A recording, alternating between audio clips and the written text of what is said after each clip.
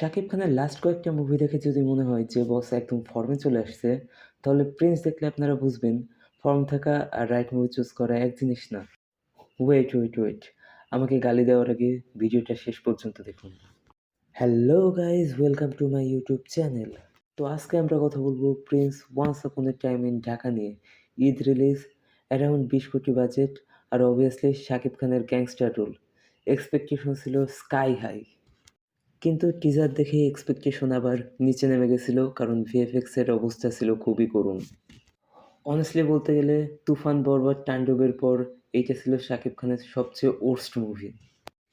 তো আজকে আমরা এই ভিডিওতে এই মুভির ভালো দিক এবং খারাপ দিক নিয়ে কথা বলবো, এবং মুভি দেখতে গেলে আপনাদের কি কি এক্সপেকটেশন রাখা উচিত সেগুলো নিয়ে কথা বলবো। তো চলুন শুরু করা যাক। ভালো দিক নিয়ে কথা বলতে গেলে প্রথমে আসবে শাকিব খানের অ্যাক্টিংয়ের কথা।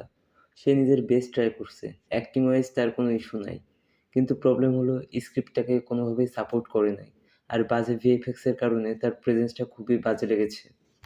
সেকেন্ড, মেইন ভিলেন আফগানি পাঠান হিসেবে দিব্যেন্দু ভট্টাচার্যের অ্যাক্টিংটা আমার কাছে দারুণ লেগেছে। টিপিক্যাল ভিলেনদের মতো চিল্লাচিল্লি টাইপ না, খুবই শান্ত কিন্তু ডেঞ্জারাস। সাথে গোপালদার রোলে নাসিরুদ্দিন খান, বৌদি, আর পলিটিশিয়ান রোলে ইজাজুল ইসলামের অ্যাক্টিংটাও ভালো ছিল। আর অ্যাকচুয়ালি স্টোরিতে পোটেনশিয়াল ছিল, যদিও ক্লাসিক আন্ডারওয়ার্ল্ড রাইজ স্টোরি, কিন্তু প্রপারলি এক্সিকিউট করতে পারলে এটা খুবই স্ট্রং একটা মুভি হতে পারত। এবার আসে মুভির বাজে দিকগুলো নিয়ে। প্রথমে বলবো ভিএফএক্স পুরাই ডিজাস্টার। ভাই, 2026 সালে এসে এইরকম ভিএফএক্স দেখলে চোখে জল চলে আসে। গান শট, রক্তের সিনগুলা, কার চেজিং, সব কিছুই ফেক লাগে। আর এই টিপিক্যাল মেশিন গান, আর কত! তারপরেও দেখাবে একটু ভালো দেখা, কিন্তু এত বাজে ভিএফএক্স, গানটাও ফেক মনে হয়। দেন আসি মুভির স্টোরি টেলিং নিয়ে। মুভিটা কী করতে চায় এটা বোঝা টাফ। একবার গ্যাং ওয়ার, একবার রোমান্স, একবার পলিটিক্স, একবার অ্যাফেয়ার, মানে খুবই স্যারাবেরা অবস্থা। মানে ফিলস লাইক মুভিটা র্যান্ডম পিসগুলো জোড়া লাগানোর ট্রাই করছিল, বাট প্রপারলি কানেক্ট করতে পারে নাই। আর একটা বড় ইস্যু, স্টোরিটা ঢাকা বেসড কিন্তু ম্যাক্সিমাম শুটিং করা হয়েছে কলকাতাতে। সো লোকেশনগুলো দেখলে কখনো ঢাকা ফিলই হয় না। তারপর আসি মুভির ক্লাইম্যাক্স নিয়ে। ক্লাইম্যাক্সে গিয়ে পুরো জিনিসটা উইক হয়ে যায়। এইখান থেকে একটি স্পয়লার থাকবে, সো আপনারা মুভিটা না দেখলে এখানে স্কিপ করতে পারেন। কোনো স্ট্রং ইমোশনাল ইম্প্যাক্ট নাই।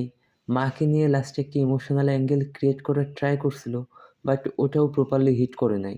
যদিও ওই টাইমে ব্যাকগ্রাউন্ডে যে গানটা হচ্ছিল ওটা সুন্দর ছিল। ক্লোজারটাও অনেক উইক। মুভি অ্যাকচুয়ালি কোনো কিছু প্রপারলি এক্সপ্লেন করতে পারে না। ভিউয়ার হিসেবে আমি কনফিউজড মুভিটা এক্স্যাক্টলি কী বলতে চাই। একটা জিনিস, মাস মোমেন্ট টোটালি ফেল করে নাই। লাস্টে রাজস্থানে যে ফাইট সিনটা দেখানো হয়েছে ওইটা পুরাই ওরা ফার্মিং। পুরো সিনেমা হল তখন চেয়ার করা শুরু করছিল। সো ফাইনাল কথা, মুভিটা টোটালি গার্বেজ না, বাট একটা হিউজ মিসড অপরচুনিটি। যদি লজিক নিয়ে খুব একটা না ভাবা হয় আর যদি টাইম পাস করার মুড থাকে, তাহলে মুভিটা এনজয় করতে পারবেন। কিন্তু যদি তুফান, বরবাদ বা তাণ্ডব লেভেলের কোনো কিছু এক্সপেক্ট করেন, তাহলে ইউ উইল বি ডিসঅ্যাপয়েন্টেড। যদি আপনারা মুভিটা দেখে থাকেন, তাহলে এই মুভির রেটিং কত দিবেন কমেন্টে জানাতে ভুলবেন না। আর ভিডিও ভালো লাগলে লাইক, কমেন্ট, সাবস্ক্রাইব করতে ভুলবেন না। Until then, bye by.